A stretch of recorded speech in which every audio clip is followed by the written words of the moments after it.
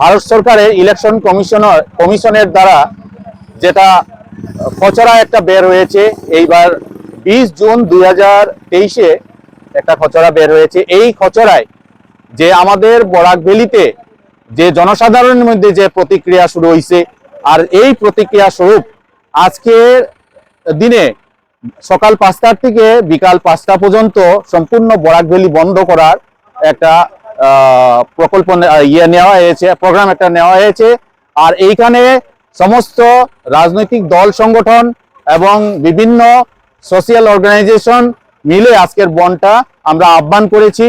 তো আজকের এই বন্ধের সঙ্গে জড়িত হয়ে আজকে আমাদের এইখানে শিবপুর, এইখানে আমরাও এইখানে বন্ধ, যারা আমরা বন্ধ কার্যকর্তা সবাই মিলে বন্ধ শান্তিপ্রিয়ভাবে আমরা মেনেছি।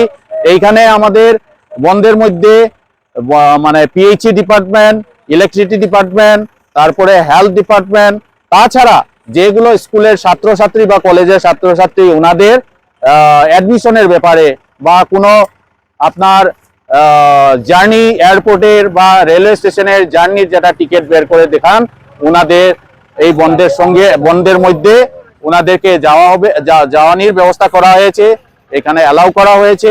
বাকি আমরা সাংবিধানিক হিসাবে, ডেমোক্রেটিক হিসাবে আমরা সবাই মিলে এই বন্ধটা পালন করলাম। আর এই বন্ধের সঙ্গে সমস্ত বরাকবাসী আজকে সব চতুর্দিকে এমন বন্ধের করা হয়েছে, সব মানে সংগঠন, সব অর্গানাইজেশন মিলে। তো আজকের এই বন্ধটা সফল হইবে, আমাদের জনসাধারণরা সহযোগিতা করবে, সেটাই আশা রেখে আজকের বন্ধটা পালিয়েছে।